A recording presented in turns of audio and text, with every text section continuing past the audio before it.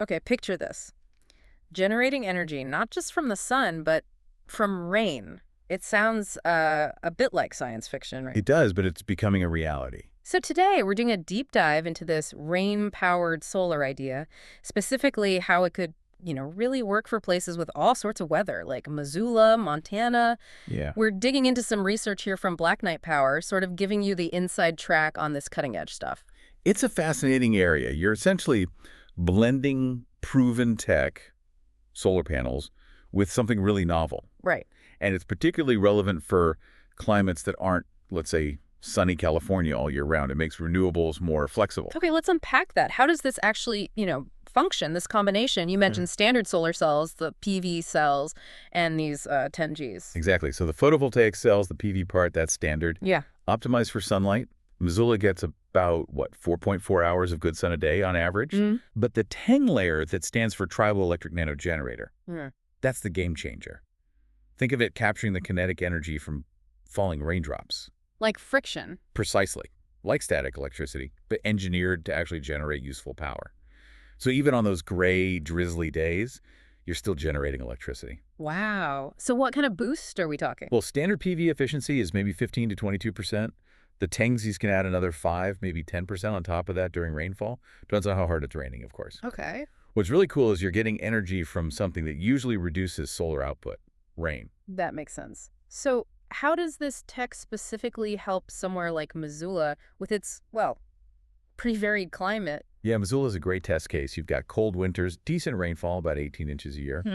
but also significant snow, 41 inches annually. And wind, too, right? Those Chinook winds. Oh, yeah, gusts up to 90 miles per hour sometimes. Yeah.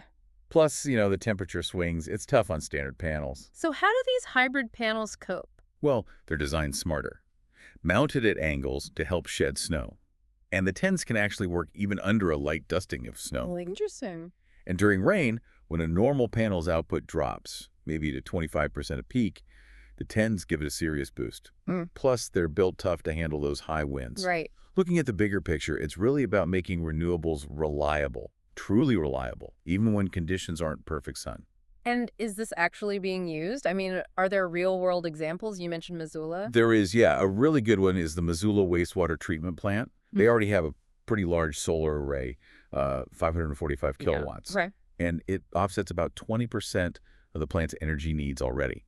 The interesting part, they got it with zero upfront cost How does that work? through a 25-year solar energy agreement.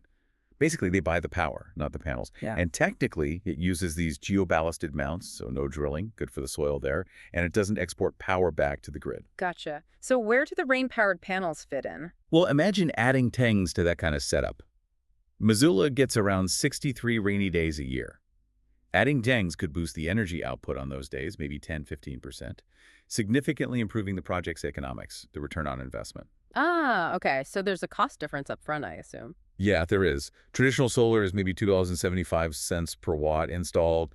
These hybrid panels are estimated a bit higher, like $3.20 to $3.50 per watt, so roughly 15% more upfront. But the payoff comes on rainy days. Exactly. Rainy day efficiency jumps from maybe 25% for traditional panels to more like 35–40% with the tanks.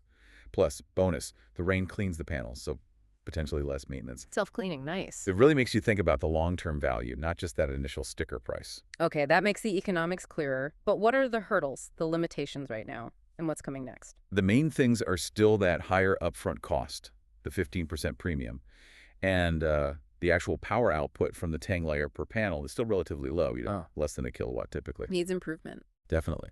But material science is moving fast. Things like using graphene in the Teng could potentially boost their efficiency by another 20%. That's a big leap. And policy must play a role, too. Absolutely.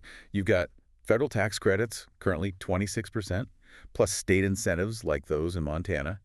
They really help bridge that cost gap and make these projects financially feasible. So, wrapping this up, what's the key takeaway for you, the listener?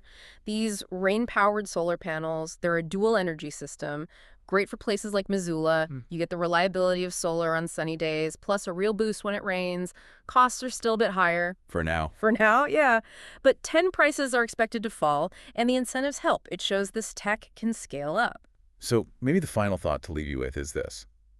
How could tapping into both sun and rain transform our energy independence?